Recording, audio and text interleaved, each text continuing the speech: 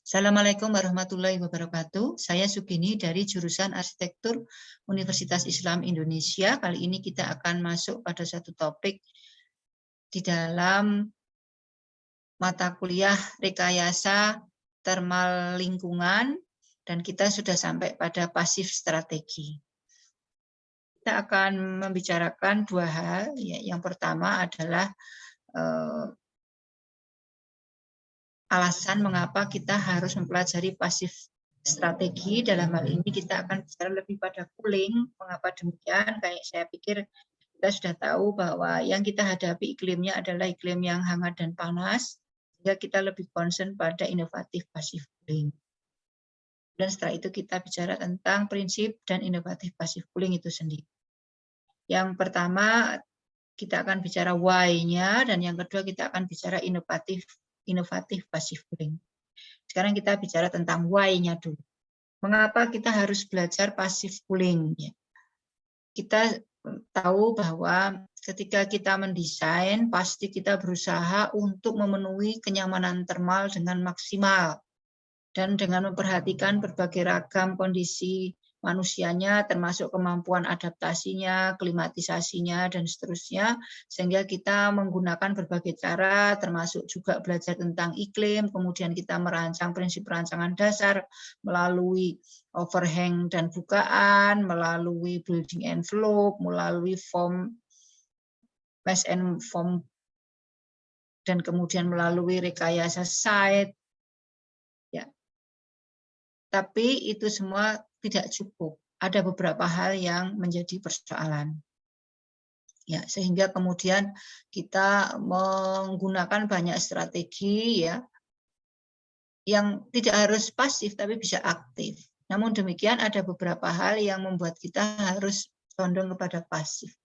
Kita mulai bahwa kaitannya dengan konsumsi energi dunia setiap tahun itu meningkat. Di dalam gambar ini Anda bisa lihat, dan tren ini masih berjalan sampai tahun sekarang, dan kalau tidak dikendalikan sampai tahun yang akan datang, dan seterusnya. Kemudian memang diproduksi juga energi itu dengan berbagai macam cara. Namun demikian dilihat dari kecenderungannya sama, tetapi kapasitasnya lebih kecil dari tren yang ada pada penggunaan atau konsumsi energi. Sehingga di situ ada kondisi pasokan energi yang minus, sehingga muncullah krisis energi. Nah, persoalannya tidak hanya dalam hal krisis energi, tapi dengan adanya gaya hidup yang berbeda-beda, maka yang makin menguat lagi, maka kemudian muncullah perspektif lifestyle dengan teknologi yang berimplikasi pada naiknya konsumsi energi. Apa akibatnya? Nah, kenaikan konsumsi energi itu juga ternyata bersamaan dengan itu muncullah kenaikan produksi CO2 dan emisi gas rumah kaca yang berdampak kepada secara berlipat-lipat, saling menguatkan, yang endingnya berdampak pada climate change dan degradasi lingkungan. Sehingga kalau kita bicara tentang kenyamanan thermal, maka di satu sisi kita lihat di satu sisi kita harus memenuhi kenyamanan thermal dengan sebaik-baiknya, tapi di sisi lain kita harus memperhatikan isu-isu sustainability yang berkaitan dengan krisis energi dan degradasi serta kerusakan lingkungan. Mengapa? Karena dengan meningkatnya konsumsi energi berbarengan dengan meningkatnya gas buang CO2 dan lainnya, sehingga akan terjadi proses penipisan ozon karena disukainya gas-gas buang itu oleh O3 sehingga mengurai menjadi O2 dan molekul yang lain. Sehingga kemudian terjadi peningkatan semakin panas dan seterusnya berlipat-lipatnya seperti es melting dan seterusnya. Nah, dalam kondisi seperti itu pertanyaannya adalah apa sih yang menyebabkannya? Yang menyebabkannya adalah kita bisa lihat ini dari hasil penelitian itu adalah ternyata dari building 48% sendiri. industri juga hanya sedikit. Ini di Singapura yang kanan building household, rumah tangga, dan rumah tangga untuk apa nanti kita lihat juga larinya kepada hal yang berkaitan dengan sama nanti, yaitu pengendalian udara buatan antara lain. Nah, energi yang banyak dipakai oleh bangunan ini siapa yang bertanggung jawab? Tentu saja arsitek, ya, seperti itu. Nah, kemudian juga ini bisa dilihat selain berurusan dengan masalah konsumsi listrik, juga bangunan berkaitan dengan pengeluaran limbah, gas rumah kaca, dan penggunaan air. Oleh sebab itu, maka kita harus berhati-hati di dalam mendesain, karena pilihan-pilihan strategi itu bisa berdampak pada kerusakan lingkungan. Kemudian kita harus tahu juga kesadaran dunia yang itu diwujudkan dalam sebuah program The 17 SDGs, ya, dari United Nations. Salah satunya adalah affordability and clean energy serta climate action.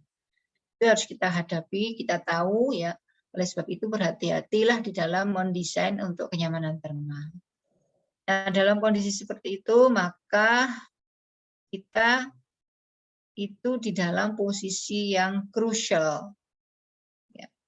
Di satu sisi harus memenuhi urusan kenyamanan termal, kemudian kondisi termal untuk kesehatan, untuk produktivitas, tapi di sisi lain kita berhadapan dengan isu arsitektur.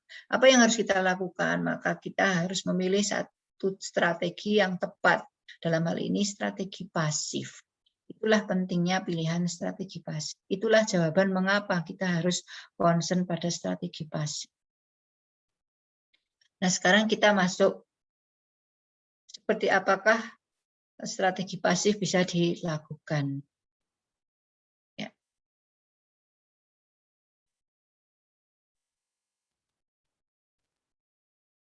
Kita masuk. Ya, yang pertama adalah saya ingin mengingatkan kembali bahwa kita sudah belajar tentang metrik yang menggambarkan strategi pengendalian iklim yang bisa kita pilih, yang nanti menjadi dasar dari pengembangan inovasi pasif strategi ini. Kita melihat bahwa ketika kita menetapkan, kita lihat dulu kondisi iklimnya, apakah kondisi dingin atau kondisi panas secara garis besar. Kemudian kita lihat apakah kita itu punya potensi yang ya berhadapan ya dengan bumi atau dengan atmosfer atau dengan matahari, langit dan seterusnya. Kita lihat kondisi lingkungan kita. Nah, dari semua itu kemudian kita memutuskan kita mau memakai konduksi, konveksi, radiasi atau evaporasi. Nah, ini tujuannya untuk apa? Tentu saja pilihan ini, mau kondisi dingin atau kondisi panas. Di sini ada. Misalnya kalau kondisi dingin nanti kita akan klik lebih dalam, kita akan mencegah perolehan panas, meningkatkan kehilangan panas. Ini ada alternatif. Saya ingat kembali. Jadi ini prinsipnya. Anda bisa mengembangkan dengan berbagai macam strategi, dengan semacam model teknologinya, tapi kita harus tahu dulu ini sebenarnya kita sedang memilih di strategi kontrol iklim yang mana. Seperti itu. Kemudian yang selanjutnya, saya juga mengingatkan Anda bahwa sebenarnya secara keseluruhan kalau kita mendesain ada 3 pendekatan. Yang pertama, tingkat dasar atau rancangan bangunan dasar yang sudah kita pelajari sebelumnya dalam minggu-minggu sebelumnya. Kemudian yang kedua adalah tingkat 2 atau sistem pasif, dan yang ketiga adalah tingkat 3 atau sistem mekanik. Saya ingatkan kembali, dan semakin ke atas itu effortnya semakin besar. Ya, kalau nomor 2 ini effort di dalam pengembangan pemikiran desain dan teknologinya dan juga investasi yang ada di dalam bangunan. Nah, kalau yang 3 effortnya tidak hanya berkaitan dengan pengetahuan yang harus dikembangkan dan effort investasi, tapi juga biaya operasional. Namun demikian, mengapa itu harus dipilih? Tadi sudah saya sebutkan. Yang nomor 2 itu seperti apa? Alasannya sudah saya sampaikan. Nah, mari kita lihat kalau kita berhadapan dengan 2 kondisi tadi. Apabila kita berhadapan dengan kondisi yang panas, maka kita membutuhkan untuk pendinginan, tapi apabila berhadapan dengan iklim dingin, kita perlu untuk pemanasan. Nah, ini kalau kita bicara untuk cooling, maka tingkat 1-nya berusaha menghindarkan panas. Tingkat 2-nya kita melakukan pendinginan pasif, dan tingkat 3-nya pendinginan mekanik. Kalau for heating, maka yang kita lakukan adalah kita tingkat satunya menyimpan panas, dan tingkat duanya pemanasan sinar matahari pasif, dan tingkat tiganya adalah pemanasan mekanik. Nanti kita lihat ya. Jadi ini prinsipnya seperti itu. Nah, kemudian secara detail seperti apa ini Anda bisa lihat. Jadi kalau pendinginan pasif kita bisa evaporasi, konveksi, radiasi, tapi sebenarnya bisa juga konduksi nanti. Ini hanya salah satu ringkasan dari materi. Sebelum lebih lanjut, saya mohon maaf belum saya sampaikan tadi di awal bahwa materi-materi yang ada di sini gambar-gambarnya saya ambil dari berbagai sumber, termasuk melalui internet, di media digital, dan juga beberapa buku. URL-nya sudah saya cantumkan di sini, beberapa saya cantumkan di sini, tapi kalau ada yang belum saya mohon maaf, dan saya mohon izin ini semata-mata untuk pembelajaran. Saya lanjutkan. Nah, ini tadi kalau untuk passive cooling ya, apa yang dilakukan tadi mencegah perolehan panas. Jadi bagaimana caranya Anda mencegah perolehan panas dan meningkatkan kehilangan panas. Bagaimana caranya? Kalau Anda ingin konduksi, berarti Anda harus meminimalkan aliran panas konduksi dan meningkatkan pendinginan konduksi ke dalam bumi. Nah, kalau apa yang bisa dilakukan, yaitu dengan cara menyentuhkan dengan bumi. Syaratnya berarti Anda harus mempunyai kemungkinan untuk bersentuhan dengan bumi. Anda bisa konveksi, yaitu meminimalkan infiltrasi, meningkatkan ventilasi. Nah, ini kita nanti lihat bagaimana cara meningkatkan ventilasi. Nah, di sini sumber panasnya atmosfer, tapi penyerap panasnya juga atmosfer, sehingga hati-hati dengan atmosfer ini. Kemudian radiasi, kita bisa meminimalkan perolehan panas atau meningkatkan pendinginan radiatif. Tentu saja ini kita harus melihat apakah kita menghadapi matahari dan bagaimana langit kita lihat. Evaporasi yaitu meningkatkan pendinginan evaporatif. Nah, ini kuncinya apa? Kita mempunyai atmosfer. Jadi kita lihat potensi site-nya, kemudian perpindahan panas yang akan kita kembangkan, kemudian kita kembangkan inovasi pasif strateginya seperti apa. Jadi, tapi pada prinsipnya mencegah perolehan panas dan meningkatkan kehilangan panas. Nah, ini cara yang pertama tadi dikatakan dengan ventilasi. Ya. Apalagi warm humid climate. Di warm humid climate kita itu memang mau nggak mau sangat berhadapan, sangat DNA-nya itu berhadapan dengan evaporasi, dengan kelembaban yang tinggi. Sehingga kita disarankan lebih memilih untuk main-main dengan angin. Kita potensikan konveksinya. Karena kelembaban itu berat bagi kita dan kita juga hangat. Ya, kita main-main di angin bagaimana caranya? Banyak sekali caranya. Bisa Anda menerapkan ventilasi melalui jendela yang bisa dibuka, yang bisa dioperasikan dengan baik menggunakan wing walls. Ya, jadi kita membuat dinding-dinding yang bersayap yang sebenarnya itu selain kemarin untuk menciptakan sirip pembayangan, tapi sebenarnya dia adalah mengarahkan angin. Nah, ini akan kita pilih kalau kita itu mempunyai kesempatan untuk mengalirkan angin ventilasi secara horizontal atau driven ventilation. Ya. Syaratnya kita punya dinding yang memungkinkan dibuka. Nah, itu syaratnya.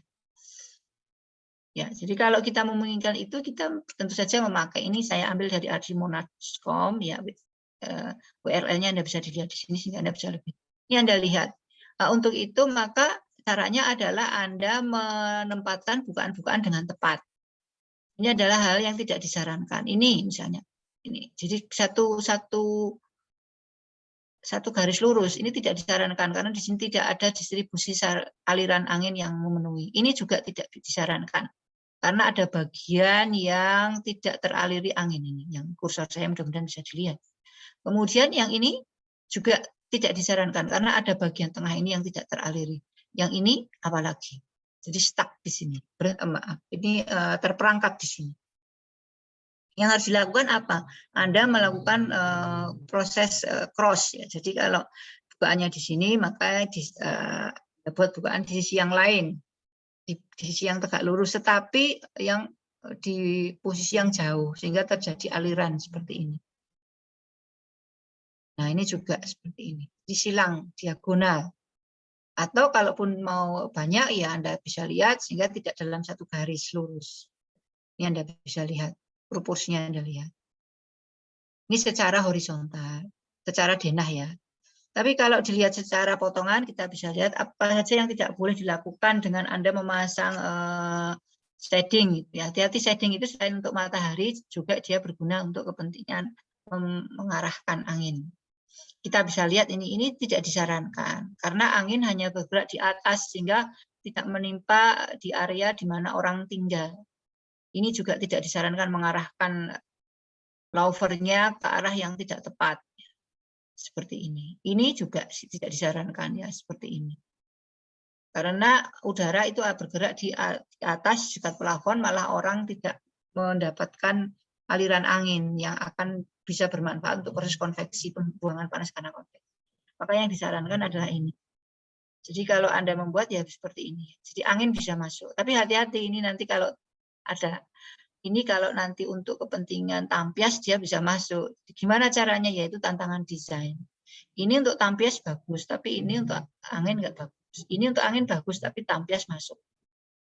Ya, ini juga harus perhatikan. Tapi ini mengarahkan angin untuk jatuh menimpa badan orang yang ada di dalam.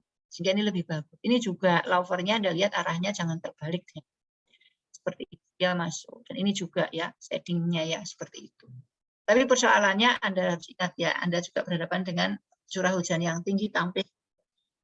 Silahkan nanti Anda main-mainkan ya. Tapi secara teori Anda sudah tahu. Nah persoalannya Anda belum tentu mempunyai kemewahan untuk membuat bukaan di dinding.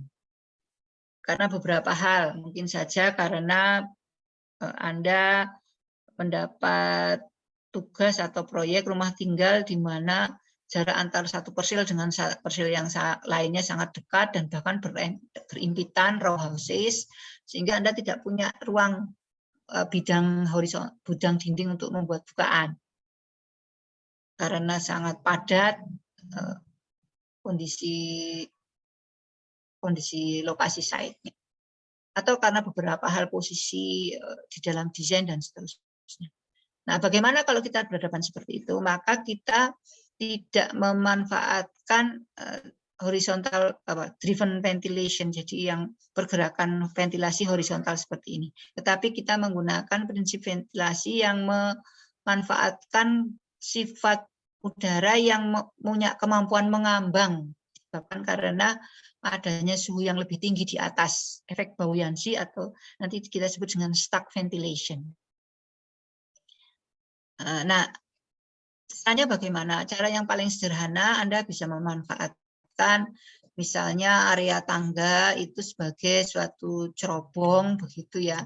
Kemudian kita buat lubang yang dia bergerak ke atas. Ini pun masih membutuhkan jendela ya, seperti ini juga belum bisa maksimal. Tapi kalau kita berhadapan seperti ini, ingat ya ini ada beberapa kunci. Make the outlet opening slightly larger than the inlet opening. Jadi outletnya lebih besar daripada inletnya, sehingga di situ terjadi peningkatan kecepatan angin. Place the inlet at a low to medium height to provide airflow at occupant level in the room. Jadi diusahakan inletnya lebih rendah daripada outlet, ya seperti itu. Jadi kita memanfaatkan ruang tangga. Tapi tetap saja ini sama saja Anda masih punya kemewahan untuk bisa membuat bukaan di dinding. Tadi saya sampaikan ada yang kondisinya kita tidak memungkinkan itu.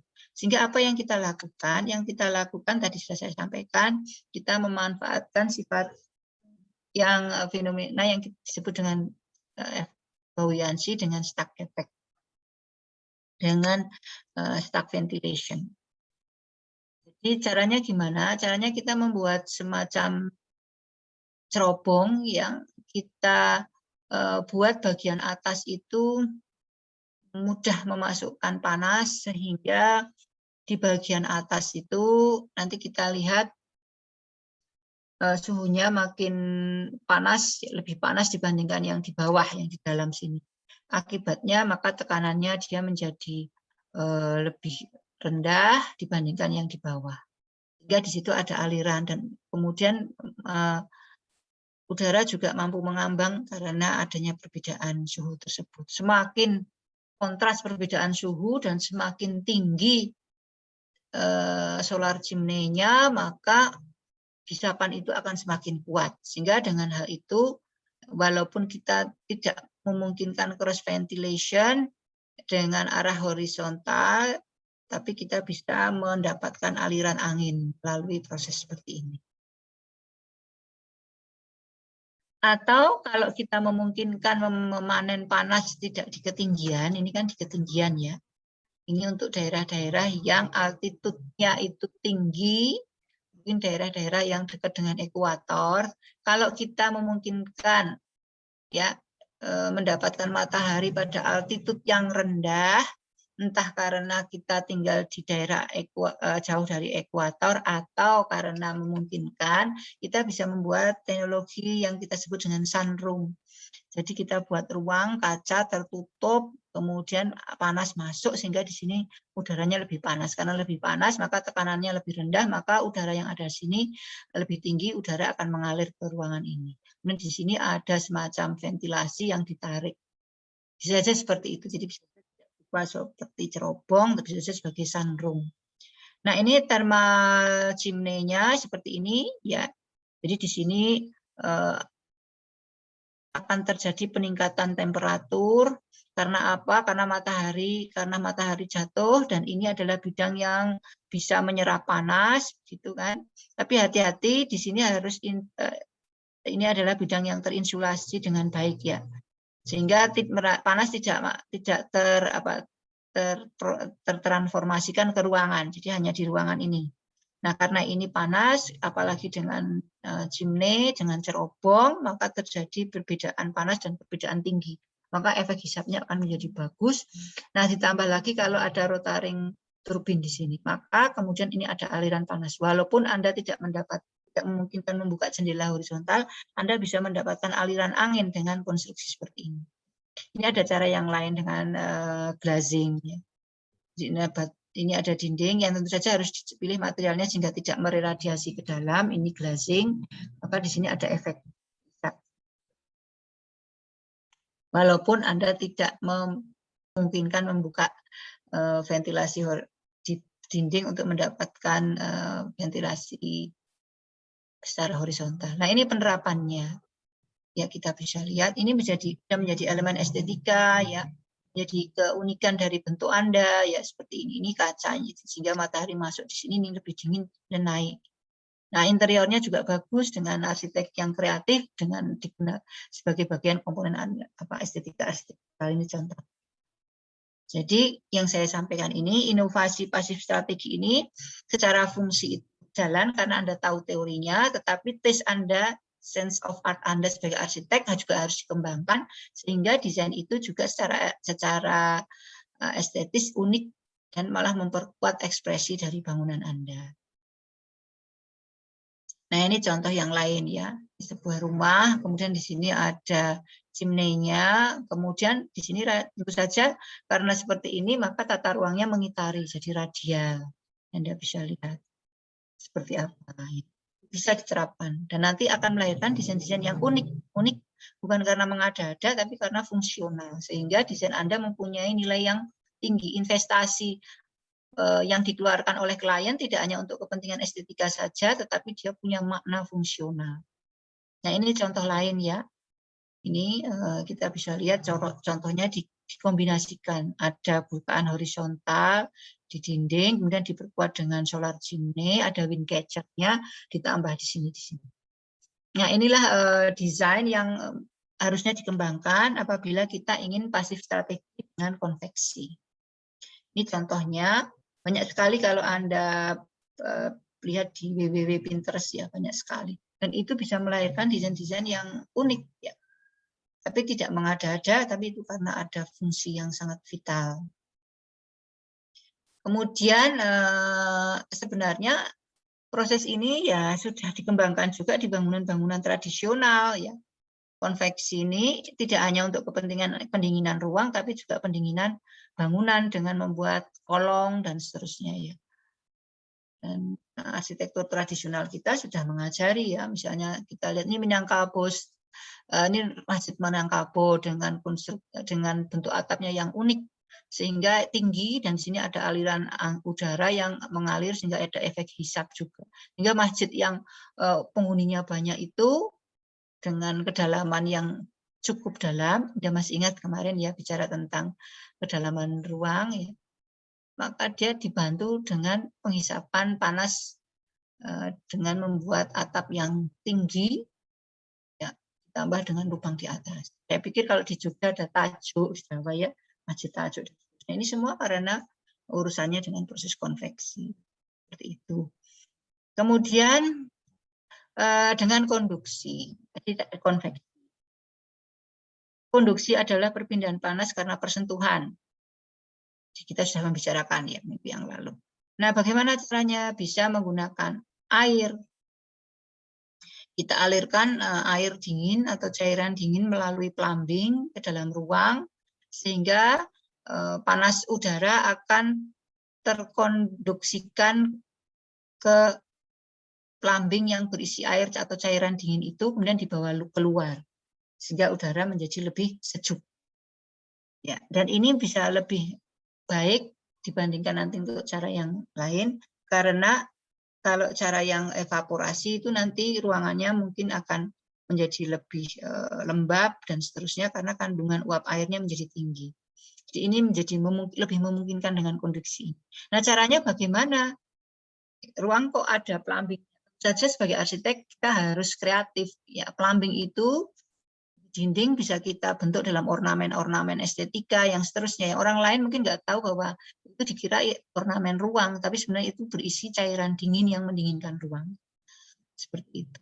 Atau cara yang lain yaitu dengan memasang dinding kaca, begitu kemudian menyemprotkan air di sana sehingga ini terjadi kondisi yang dingin, kaca yang dingin itu nanti akan dan udara ini akan bersentuhan sehingga terjadi proses konduksi. Nah, ini harus dikembangkan lebih lanjut dan dipikirkan juga ya, kalau kita bicara lah itu airnya nyemprotnya dari mana, itu ada energi juga ya, memang seperti itu ya. Silahkan nanti dikembangkan. Nah, ini contoh kondisi dengan bumi, kalau tadi dengan air dengan bumi. Jadi masa kita benamkan ke dalam bumi. Terus pikirannya adalah bagaimana dengan rayap dan seterusnya, itu tantangan desain ya, yang harus kita pikirkan. Ini contohnya ya, ini Anda lihat dibenamkan, masukkan ke dalam bukit ya. Ini terjadi proses konduksi, dikombinasi ini ya dengan shading yang bisa dipanjang pendekkan menurut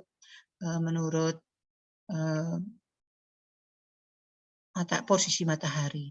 Nah, kemudian kondisi ini tidak dengan earth, tetapi dengan suatu komponen yang didesain dibuat.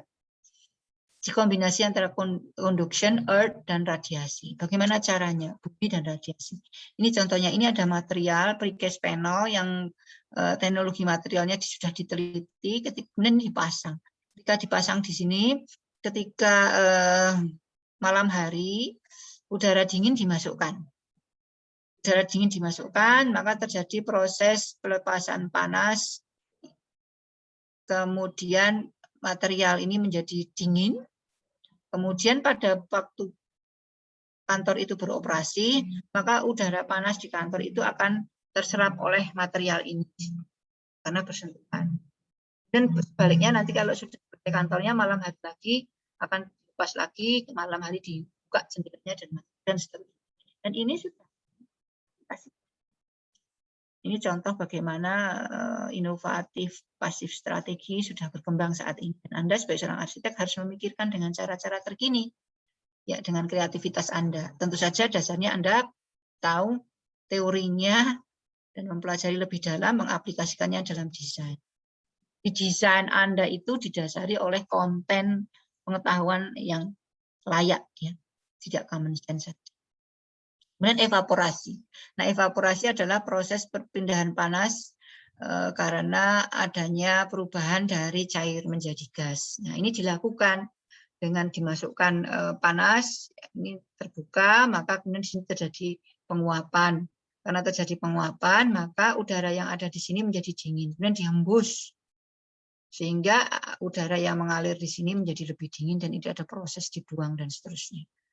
Tentu saja pertanyaannya lah, kalau penguapan berarti kelembabannya naik. Nah, itu juga harus dicek lagi bagaimana mengatasi kelembaban itu dan seterusnya ya. Saya pikir teknik-teknik itu bisa dikembangkan. Banyak sekali ya, Anda kalau nonton di kafe-kafe ada kaca yang dialiri oleh air yang mengitari ruangan untuk ngobrol kita dan seterusnya. Itu adalah cara-cara konduksi digabung dengan cara-cara yang lain, misalnya dikembangkan dengan cara yang lain, dan silahkan itu dikembangkan. Ini adalah pasif radiasi ya. Ini sebaliknya, kalau ini untuk mungkin musimnya bukan tidak terlalu tepat untuk yang untuk mendinginkan, tapi lebih pada memanen panas dari matahari untuk menghangatkan ruang ya. Waktu siang hari panas dari radiasi dikumpulkan di air, kemudian air disimpan menjadi hangat. Ketika malam hari maka udara menjadi hangat. Sementara pada siang hari juga dia bisa bergerak dan seterusnya. Karena ada perbedaan permukaan antara permukaan badan kita dengan permukaan air yang ada di situ. Anda bisa menggunakan dengan cara-cara yang lebih unik lagi, misalnya kita membuat dinding akuarium ya, dan itu bisa dimanfaatkan. Ya. Banyak sekali teknik. Kan kita bisa kombinasi. Nah, kombinasi itu seperti apa?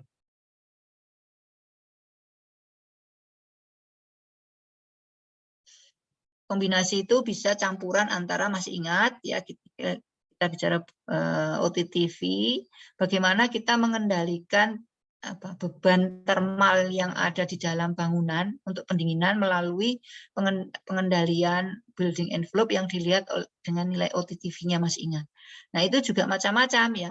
Kita bisa memvariasikan antara shading, sirip. Shading siripnya bisa kita gerakkan sesuai dengan posisi matahari sehingga responsif, dengan peralatan-peralatan tertentu yang ditambahkan di situ. Macam-macam ya. Ini Anda bisa lihat. Teknologinya bisa berkembang dengan berbagai macam cara. Oleh sebab itu Anda harus tahu ilmunya. Kalau Anda nggak tahu ilmunya, Anda ya keluarnya ya itu aja. Kalau orang punya ilmu, punya teori, belajar lebih dalam, tentu saja belajarnya harus lebih dalam ya. Anda harus belajar tentang ilmu-ilmu yang terutama kaitannya dengan fisika bangunan yang berkaitan dengan hal ini. Kalau Anda punya ilmunya banyak, seperti orang sedang berperang dalam tanda petik, Anda punya senjata banyak, sehingga Anda bisa menyelesaikan dengan banyak secara kreatif. Tidak hafalannya, tidak common sense, yang itu-itu saja.